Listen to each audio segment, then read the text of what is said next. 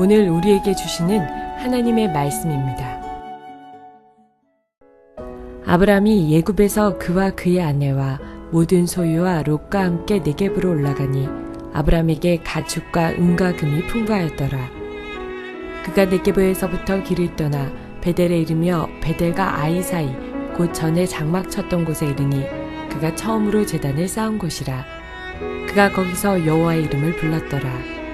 아브람의 일행 롯도 양과 소와 장막이 있으므로 그 땅이 그들이 동거하기에 넉넉하지 못하였으니 이는 그들의 소유가 많아서 동거할 수 없었음이니라. 그러므로 아브라함의 가축의 목자와 롯의 가축의 목자가 서로 다투고 또 가나안 사람과 브리스 사람도 그 땅에 거주하였는지라. 아브라함이 롯에게 이르되 우리는 한 친족이라. 나나 너나 내 목자나 내 목자나 서로 다투게 하지 말자. 내 앞에 온 땅이 있지 아니하냐. 나를 떠나가라. 내가 좌하면 나는 우하고 내가 우하면 나는 좌하리라. 이에 롯이 눈을 들어 요단 지역을 바라본즉 수알까지 온 땅에 물이 넉넉하니 여호와께서 소돔과 고모라를 멸하시기 전이었으므로 여호와의 동산 같고 애굽 땅과 같았더라. 그러므로 롯이 요단 온 지역을 택하고 동으로 옮기니 그들이 서로 떠난지라.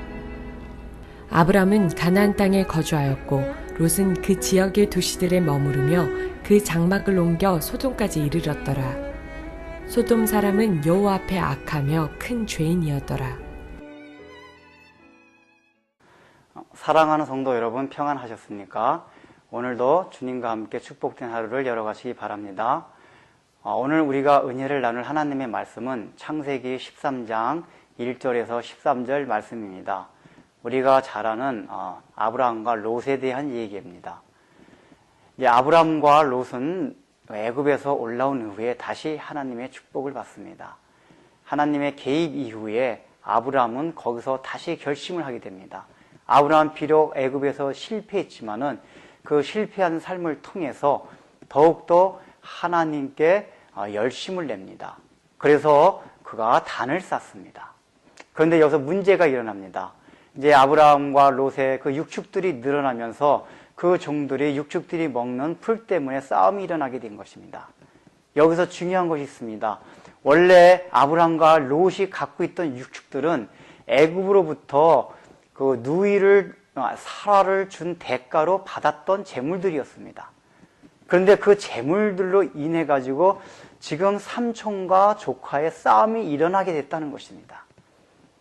우리가 어떤 하나님의 말씀을 순종치 않고 그 다음에 죄를 범해가지고 우리가 얻는 유익들이 있습니다. 이익들이 있습니다. 결과물들이 있습니다. 그런데 중요한 것은 그러한 유익과 결과물들은 나중에 가서 궁극적으로는 반드시 우리에게 손해를 입힌다는 것입니다. 우리가 주일날 예배를 드리지 않고 장사할 문을 연다 하면은 그 번 돈들이 오히려 우리가 손해보게 하는 곳으로 빠져나간다는 얘기입니다. 예를 들자면 그렇다는 것입니다. 그렇기 때문에 지금 당장 눈앞에 이익이 된다 해도 우리가 죄를 짓거나 하나님의 말씀을 순종하지 않는 그러한 오류를 범하지 않으시기를 바랍니다. 이제 그렇게 롯의 종들과 아브라함의 종들이 싸우면서 이제 아브라함과 롯이 서로 타협을 봅니다.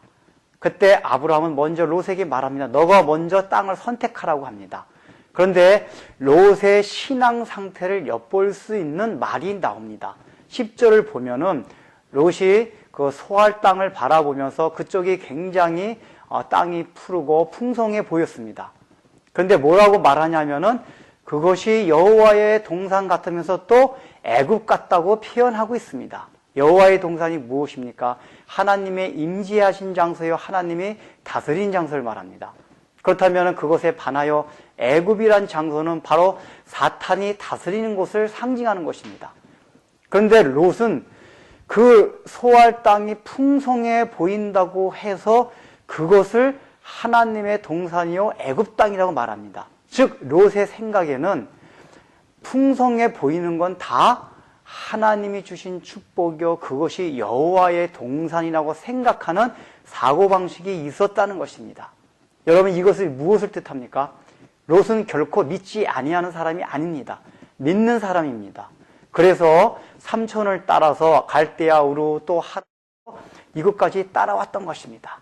그가 아브라함과 같이 직접 하나님을 만나는 그런 경험은 하지 못했다 해도 하나님에 대한 믿음이 있었던 사람입니다. 그래서 베드로후서 2장 7절에는 의로운 사람 롯이라고 표현하고 있습니다. 성경에서 의로운 사람이라고 표현할 때는 반드시 예수를 믿는 사람 아니면은 의롭다는 표현을 하지 않습니다. 이것은 롯도 하나님께 선택받은 자란 얘기입니다. 근데 그렇게 선택받은 롯이라 할지라도 그 사고방식에 있어서 문제가 될 때는 나중에 하나님 앞에 큰 징계를 받을 수 있는 길을 가게 된다는 것입니다. 그것이 바로 모든 풍성함을 바라보면서 그것이 하나님의 축복과 세상의 축복으로 동일하게 생각하는 사고방식입니다. 오늘날 우리 가운데 그런 사고방식이 많이 있습니다. 우리가 흔히 말하는 번영신학을 말합니다. 예수 믿으면 다 부자가 되어야 되고 예수 믿으면 육신적으로 모든 것이 다 만사 형통해야 된다는 사고방식이 바로 롯과 같은 사고방식입니다. 반드시 예수를 믿는 사람은 풍성해야 된다는 것입니다. 그러나 그것은 성경의 원리가 아닙니다. 물론 우리 예수 믿는 사람은 하나님의 축복으로 부유하게 될 수도 있습니다. 그러나 또한 하나님의 축복으로 인해서 가난하게 될 수도 있습니다. 부자가 되고 가난하게 되는 것은 하나님의 축복의 문제가 아니라 은사의 문제입니다. 왜냐하면 하나님께서 재물을 주시면 그것을 통해서 다른 사람을 위해서 쓰라는 것입니다. 또한 그것이 하나님의 복의 기준이 아니라는 것입니다. 그런데 롯은 바로 그와 같은 사고방식을 갖고 있었습니다. 그러한 사고방식이 그로 하여금 소할 땅을 선택하도록 한 것입니다. 오늘날도 우리에게 이런 번영신학 같은 예수 믿으면 반드시 모든 것이 형통해야 되고 가난하면 안 된다는 이런 사고방식은 언젠가 롯이 소돔과 고모라에서 멸망당하듯이 그러한 영적으로 굉장히 위험하게 처할 수 있는 상황이 올 수 있다는 얘기입니다. 굉장히 조심해야 됩니다. 우리에게 이런 사고방식이 있다면 하나님 앞에 회개하고 그런 사고방식을 고쳐야만 됩니다. 아브라함과 같이 거기에 대해서 연연하지 않아야 합니다. 아브라함은 하나님께서 주시는 그 축복을 부정하지 않았습니다. 그러나 그 소할 땅에 보이는 모든 풍성함들이 애굽이라고 아브라함은 여기지 않았습니다. 그것을 또한 하나님의 에덴 동산, 여호와의 동산이라고 말하지도 않았습니다. 즉 그 풍성한 것은 그와 아무 상관이 없다는 것을 아브라함은 알고 있었습니다. 우리가 살아가면서 그러한 영적인과 육신적인 것에 있어서의 복의 문제에 대해서 우리가 바로 알아야지만이 하나님 앞에 올바른 신앙생활을 할 수 있다는 얘기입니다. 지금 아브람과 롯의 시험도 결국은 물질적인 것에서 시작을 하였습니다. 원래 애굽으로 내려갈 때는 물질적으로 너무 어려워서 내려갔습니다. 지금 반대로 지금 롯과 아브라함이 싸우게 된 것은 물질이 너무 풍성해서 싸우게 된 것입니다.